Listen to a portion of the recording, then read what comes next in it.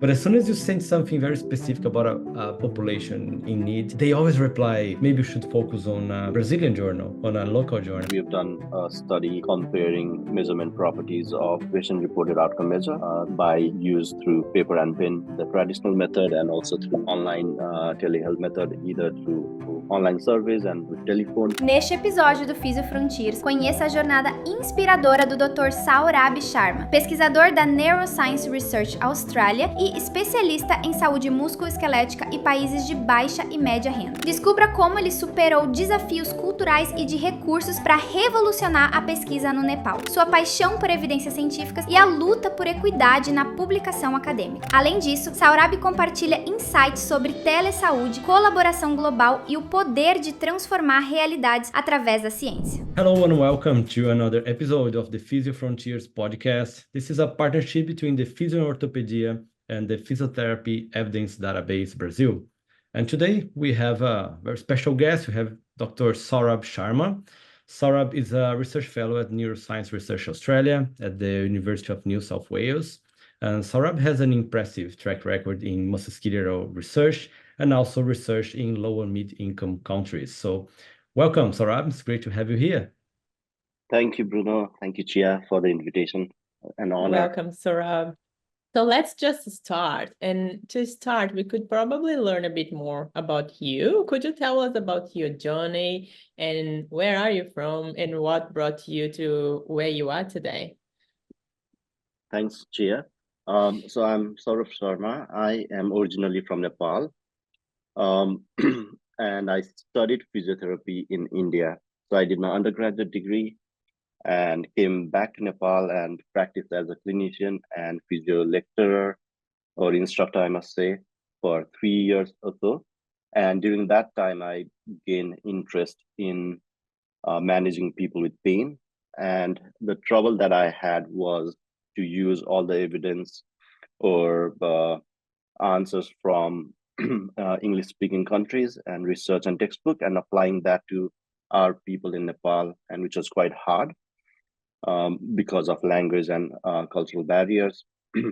And in the meantime, as a clinician, I always used to have questions around why, how did we know about the things that we are reading or studying and things like that. And during my undergraduate training, I did not have any experience or exposure to research. So when I learned about research, I knew that all the answers that I had was through research.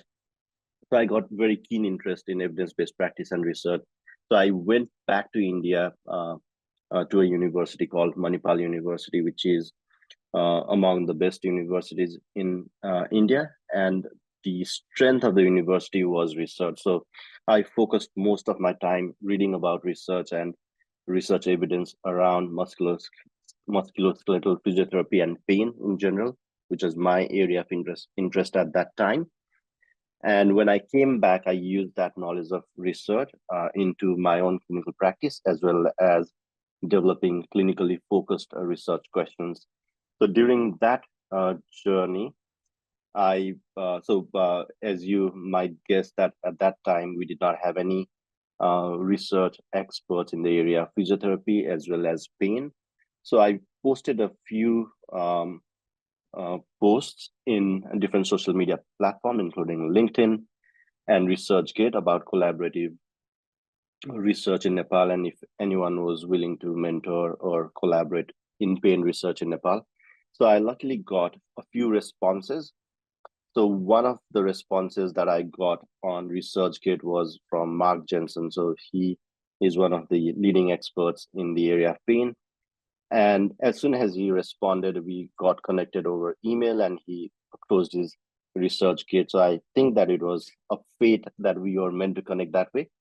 And also other researchers, including Professor Blair Smith from University of Dundee in Scotland, and Professor Joshua Cleland from the US.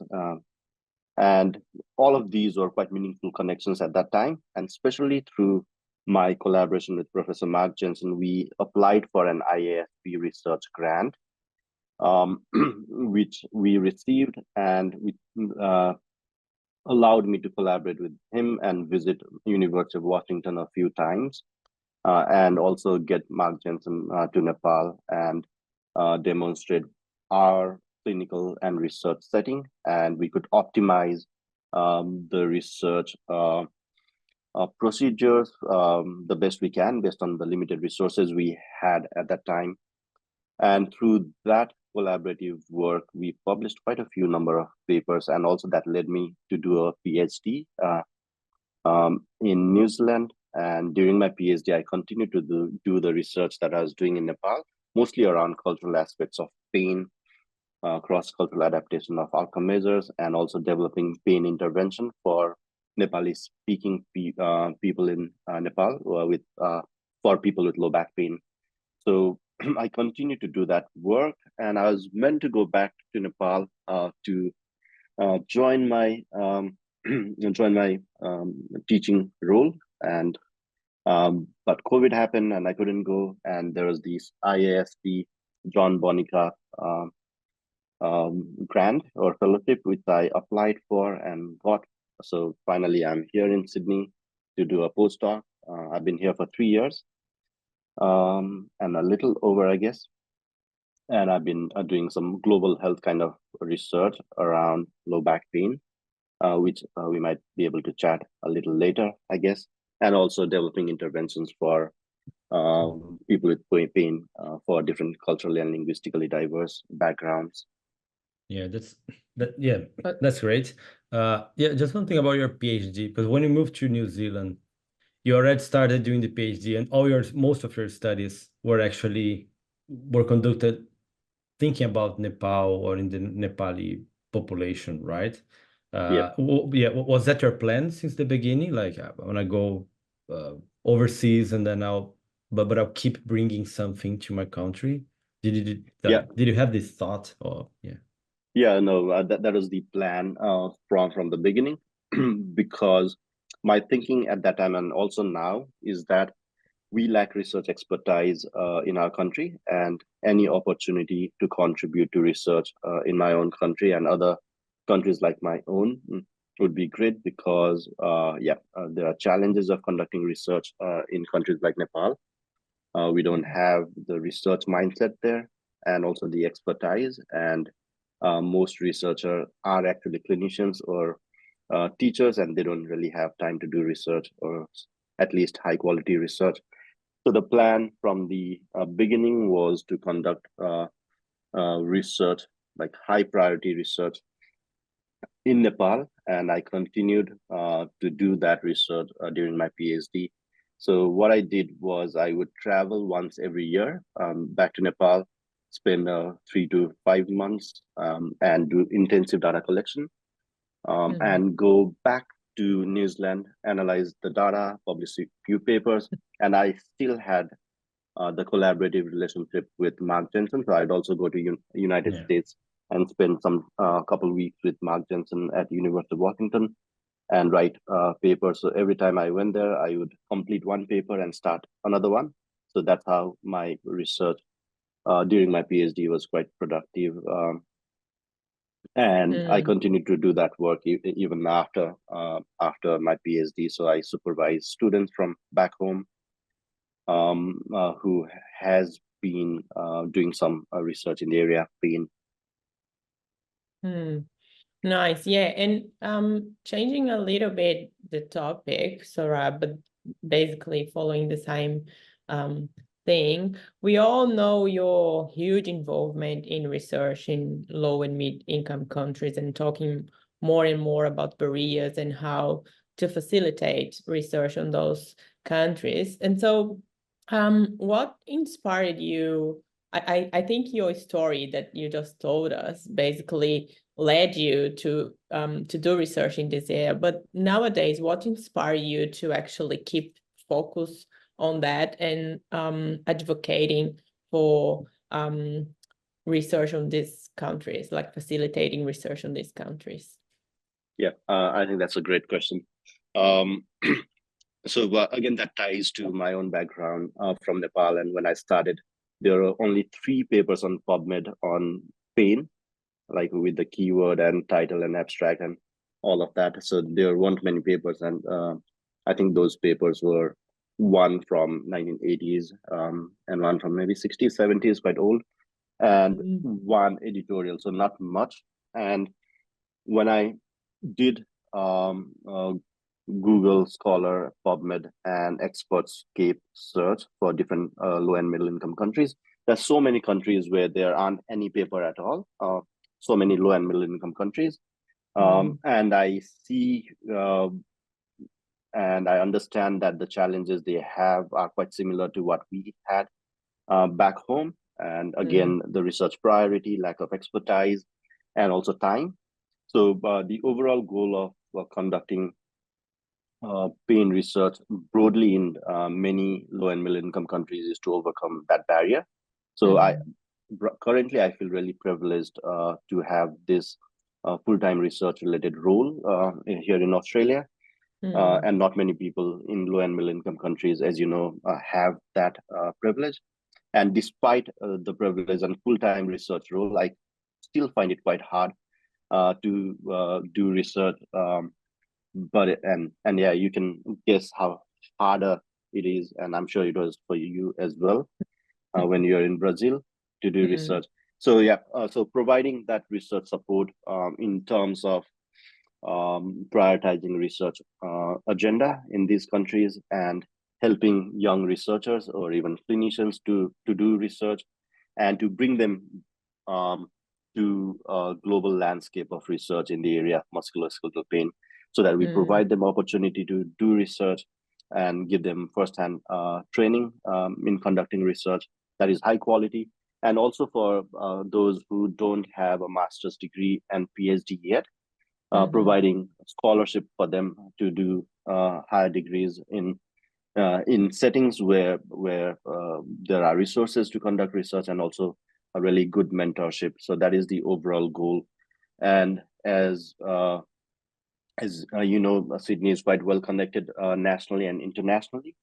We have quite a big network of people who want to genuinely help research in low and middle income countries, as well as researchers in these countries, and to build research profile and answer the burning research questions from these countries. So yeah, that is the overall idea and goal, and how I was inspired to do what I'm currently doing, and feel very privileged to have support from more extended support from everybody who is involved in the process. Yeah, that's so amazing. Yeah. And in terms of like a big picture, as you can tell us, in terms of behavior, I guess, what do you think need to be changed, or who you think need to be changed to support greater research in those low and middle income countries? Yeah, I think there needs to be change at several levels. So one of the biggest barrier of conducting high quality research in these countries is the research focus. So research isn't a priority of the nation in general, and also universities. And as a result, there is no research funding for many countries. And for some low and middle income countries, there is some research funding, but not adequate at all. And also the funding isn't targeted towards musculoskeletal pain, because that is the last thing probably they would worry about, because people are dying of other communicable disease. So that should change. So the nation should prioritize research and also think about non-communicable disease, including musculoskeletal pain, as a priority, because as you know, and everybody in the audience knows, that musculoskeletal pain is the biggest contributor of disability globally, and this has to be a priority. And also universities. So many universities in many countries, their focus is purely teaching, and research isn't a priority. And I think that should change. So there should be research focus and also research related roles, so that there is capacity building in the field of research. So there are more research assistants and research students conducting high quality research, and they move on to do a master's degree and a PhD.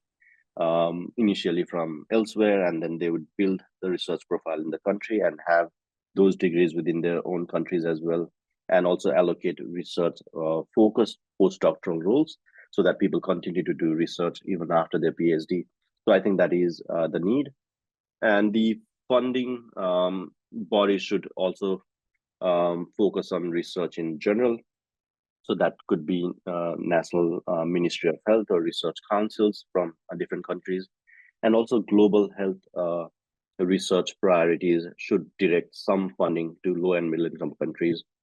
And finally, with that kind of research focus and funding, there would be training of research workforce, so researchers at different level, and also opportunities for high quality research training within the country. So I think these are quite needed. And also as there's progress in research productivity, there'd be more students interested in conducting research, and that's how the research workforce might develop in the future. Good. Yeah, because I feel like last year, Chia and I, we were at the Back Pain Forum. There was a session dedicated to low and mid income countries. Most people in the session, I think more than a half, they were from high income countries. And then part of the discussion was like, how can you help low and mid income countries? And what was surprising for me is that they had no idea. They had no idea about the reality. Either they think we are very, very, very, very poor and don't have anything, or they just don't know what's going on, which I found challenging. Even though they are keen to help, they were like, "Yeah, I'm here in this workshop because I support the idea, but I have no idea what to do." Yeah. And I think that's important. And I think your editorials, I think, were published at 12, 13 journals. Two different the journals. joint editorial. I think that was a great initiative to start. I think to start this awareness. But I do think also that funding agencies, they should start to focusing more. So I have kind of two questions. The first one is just for us to tell us about the background story of the editorials. A lot like how the idea came up. And the second part would be, if based on your experience in New Zealand and Australia, with countries with more resource, have you seen much change in funding agents? Have you seen much funding like dedicated to improve health in other countries? So yeah, you can start with the editorial and then we can I think these are great questions, and something core to my heart as well. So about the editorial, in I think 2020 or maybe 2020, at the World Physiotherapy Congress, I was invited to speak about equity, diversity, and inclusion in one of the focus symposium session with the president of World Physiotherapy at the time.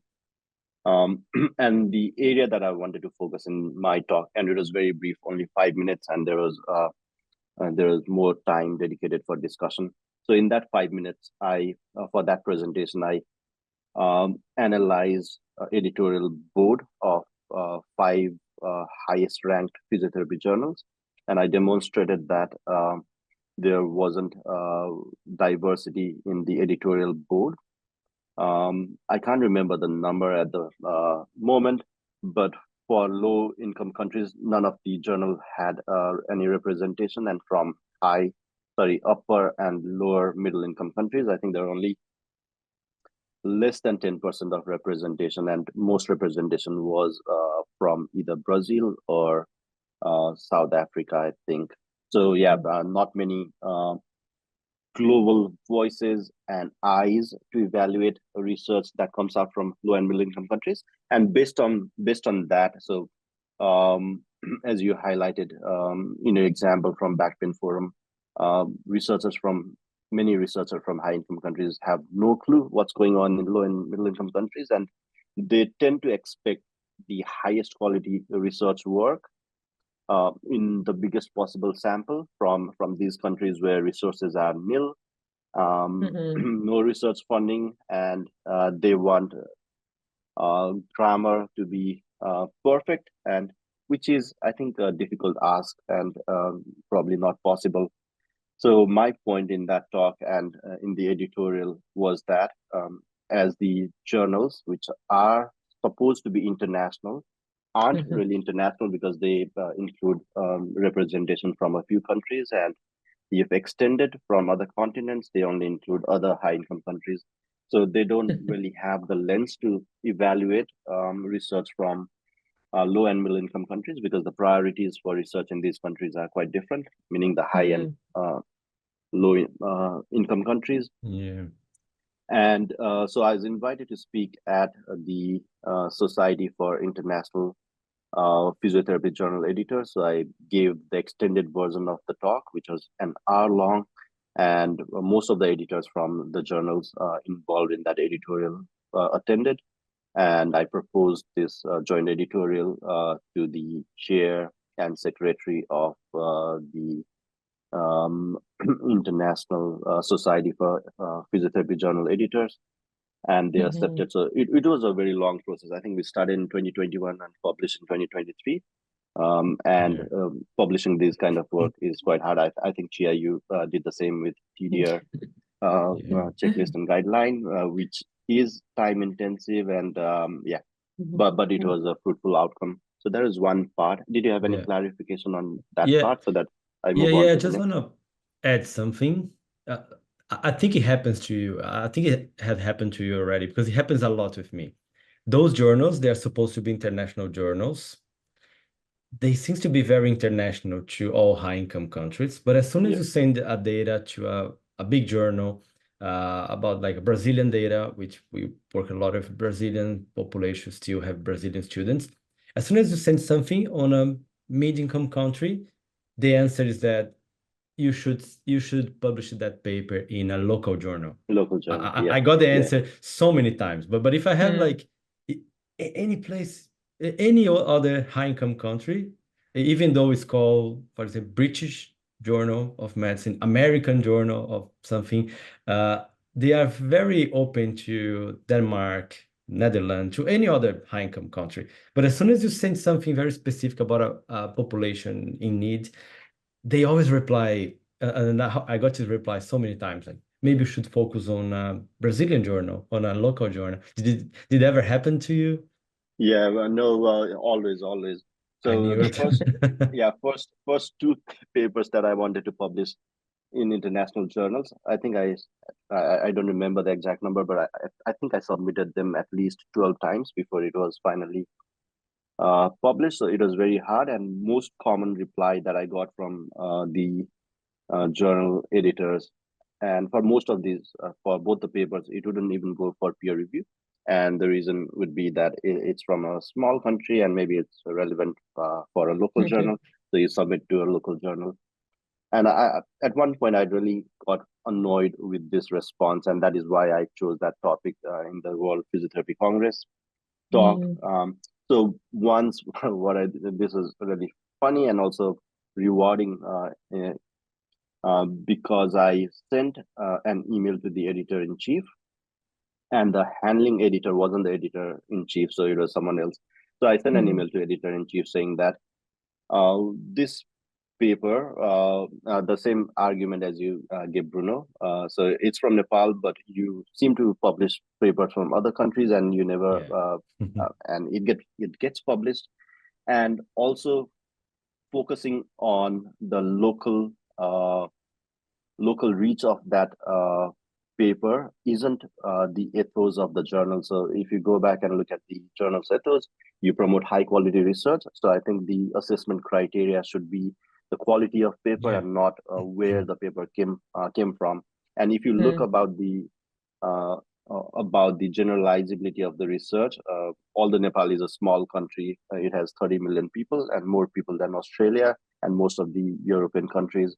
So that was my argument. And finally, the editor reconsidered the paper, sent it out for peer review, and it was published. So it was something like that can happen. It's not very common, but you can change the mindset of the editors as well, because they even don't have the international international understanding of how research works and what are the research priorities in some of these countries. And I think our role as researcher from low and middle income countries is to educate them as well through various means. And yeah, I've been trying to do that. And that joint editorial was an international initiative and also an endorsement from 12 different physiotherapy journals. I think it was a good achievement. Yeah, it was great. Yeah. So yeah, my follow-up question, that was the one. If you have seen in Australia or New Zealand any change in funding or lots of funding opportunities to apply research in low and medium income countries? Yep. I'm not very sure about New Zealand yet because I haven't tracked, but there are some research funding in Australia to do research in low and middle income countries, so collaborative research. So you have funding from either NHMRC or other agencies, and the plan would be to have research done in the low or middle income countries. I think UK is leader in this aspect because they have a lot of global health kind of funding, and even fellowship from people from low and middle income countries to advance research in these countries. And even United States through NIH, there are several fundings that's related to either postdoctoral fellowship or PhD or higher education, and also collaborative research grant in low and middle income countries. But I think we need to do better here in Australia and New Zealand.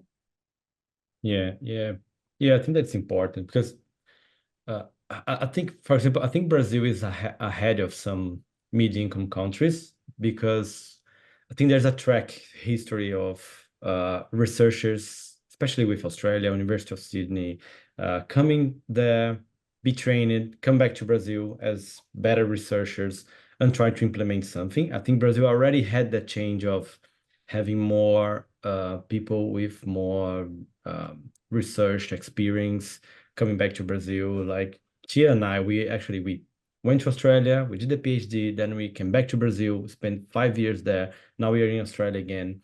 But still having qualified people, we're still having challenges with funding and all of those like opportunities with journals. So yeah, so I think having more funding is I think it's very, very important. In this scenario. Yeah. I think the only way to improve is having actually like funded trials, funded prospective studies that can be conducted in those countries, and having this collaboration. Because I think I've seen somewhere that when you have a collaboration between a high income and a low and mid income country, it's good for both. Actually, they are not like doing a favor to the low and mid income countries. They actually benefit from better publications, better networking, or even improving their funding. So I think it's great. Like I also like this topic and the conversation. Yeah, absolutely, and it's always win-win.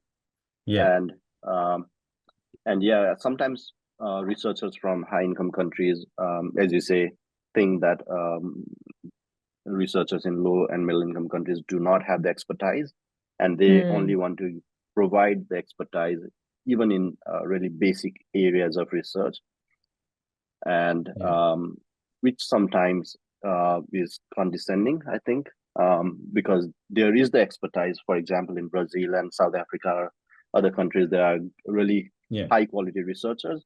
So maybe the expertise isn't something that they need help with. Maybe funding is a better thing which more resourced researchers could help with.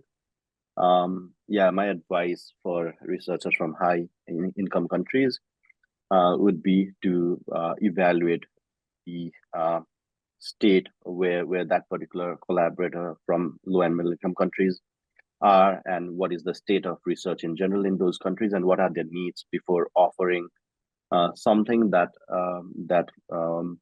researchers from low and middle income countries don't need. And I know some people get really offended when those kind of offers are made, and the offers are something that they don't actually need. Yeah, Yeah. And I've been also experiencing with a few studies that I'm involved with. Another opportunity that I see is like collecting data in both countries. So if you're based in a high income country and there is a nice study being developed there, and you have the opportunity to collaborate with someone from mid and low and middle income country, and then you can collect exactly the same thing like in both samples and then compare it. It's so rich, isn't it? Like you can have much more data and understand better the perspective of different samples on that topic that you are interested in. And so, yeah, I think this is another opportunity on collaborating. Yeah, exactly. And which is one of the area that I'm interested in, and which is the area of need as well, understanding cultural differences in different aspects of health problem and also pain. But one of the challenge, maybe two, are running the studies in the two countries simultaneously, provided different resource and priorities in these countries. And also the other thing is that not all low and middle income countries have the outcome measures to use in these countries. So that groundwork of translating and validating outcome measures in all the languages is crucial. Yeah. But again, Sure. there are many countries where all the core outcome sets have been translated and conducting research in multiple settings, comparing results, and also multi-centered clinical trials can be conducted, which I think is a need. Yeah. And still on this topic, there is something also that I'm very interested, which is just the low income countries, because we always put together low and mid income countries, and Brazil, for example, is upper middle. I think Nepal is lower middle, but I think still within the mid income, because we did a Delft study. You are an author.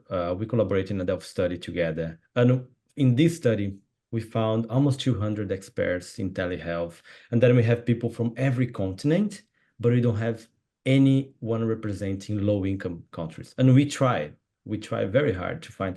I have a feeling that research in low income countries almost doesn't exist, and their needs are different. They do need more. I think people willing to help, but I couldn't. I think I was never able to reach those low income country. Well, now we have a student working in Ethiopia. You were involved on that as well, Saurab. And do you have any tips for how can we reach specifically the low income country? Because I think their needs are even be bigger than than those from mid income. Yeah, I think that's a great point. When I started doing my PhD, Nepal was low income country, and I kept publishing my research in open access journal with the publication fee waiver for low income countries. And so finally, when I submitted one paper, they came back saying that Nepal isn't a low income country, so we can't waive. And then I looked back at Nepal jumped from low income to upper lower middle income, which is good thing for the country, but not for publishing in open access journals and getting the waiver. It's really hard to find people from low income countries who have either expertise or who are interested in conducting research. I think one platform that is good for this is Author Aid. So it is a website that has, and I also highlight that in the joint editorial that you mentioned.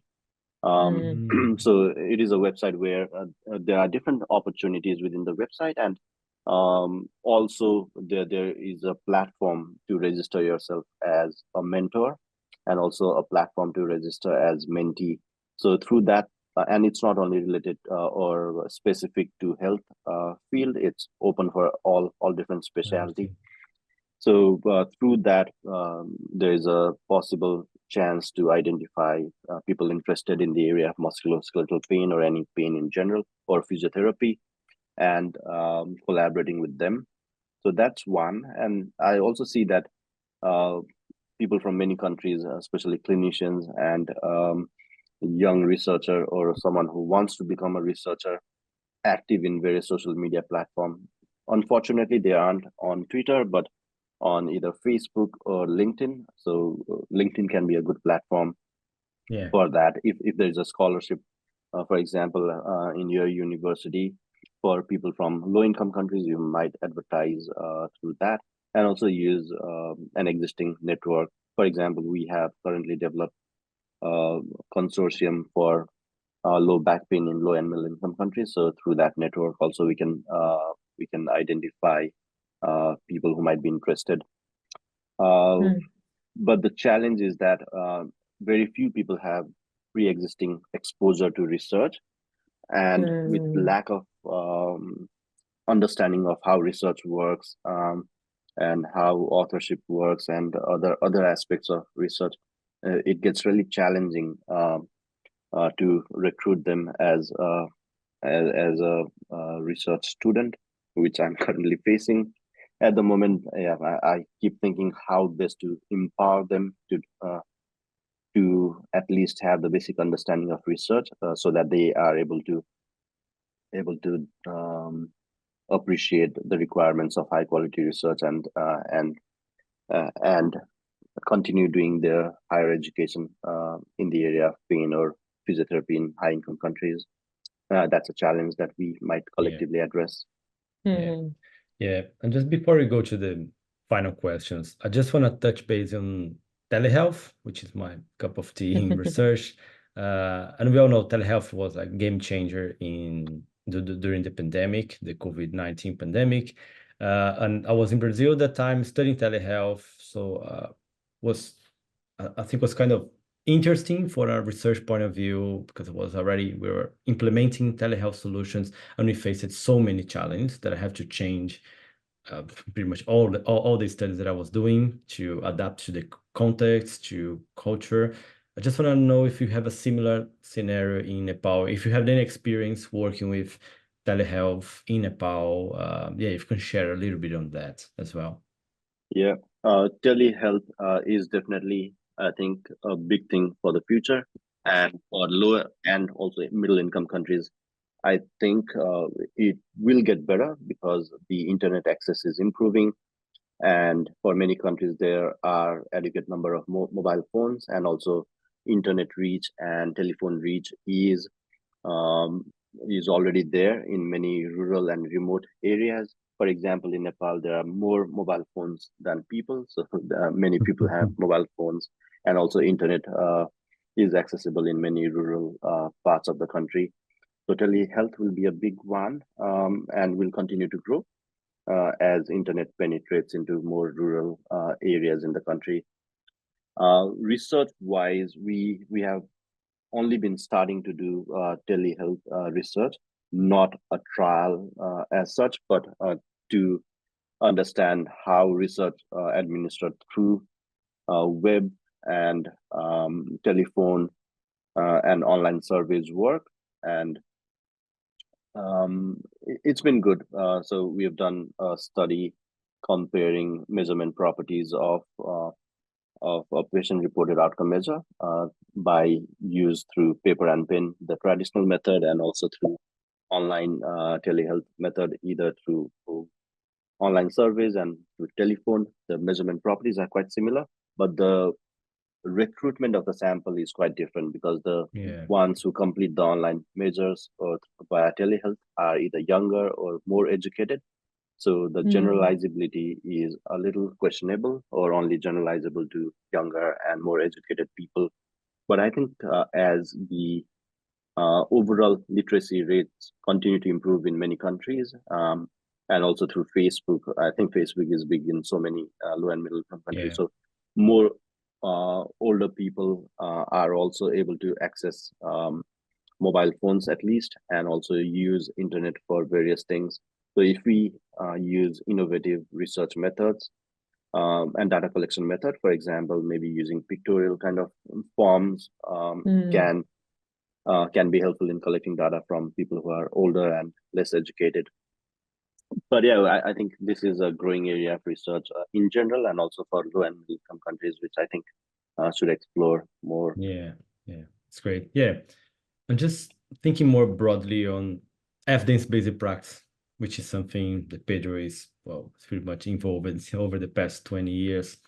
How do you see the difference between the Nepal and Australia in terms of access to evidence-based resource? Although Pedro is available over the internet for every country, I'd just like to get your thoughts on the challenge on evidence-based physiotherapy in general in Nepal and Australia. If you could share a little bit of that, and then Tia will do the last question.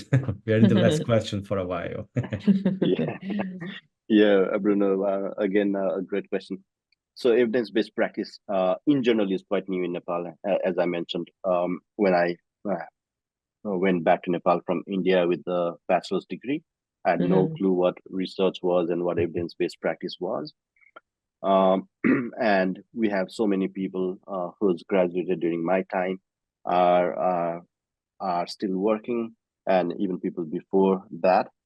But the good thing is that the new courses that we have in Nepal have evidence-based practice incorporated within the curriculum. So students are exposed to evidence-based practice from year 1, and then that builds on to year 2, 3, and 4. And in year 2, 3, and 4, they start to do literature search and make research, make topic presentation using evidence-based practice paradigm.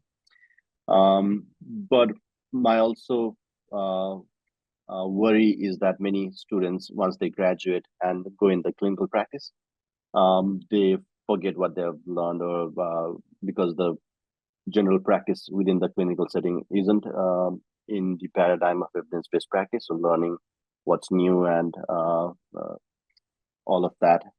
They keep practicing what's being practiced in the clinical setting that they are currently working with, and very few people want to make that change and transform the overall clinical practice.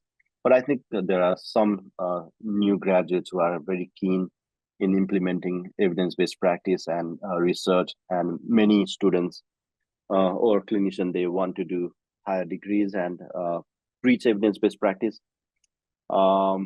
It's getting better, but yeah, we are not there yet. And even if you look at the Pedro usage in Nepal, not many people use it still, which is disheartening, I think. Right. Okay, so Saurab, we'd like to thank you so much for taking your time and talking to us today. And as the very last question, we always want to ask something more personal. And so if you could say a few words on how is to live far from your home country and far from family, and we know you have a little one as well, growing up far from family and friends, what would you say? No, definitely it's a challenge to live outside of the country, and many people who live in their own country don't appreciate that. It's quite challenging. But I do find a way to travel back to my country every now and then, at least once a year. Except for the COVID years, I think I've traveled at least once back to Nepal.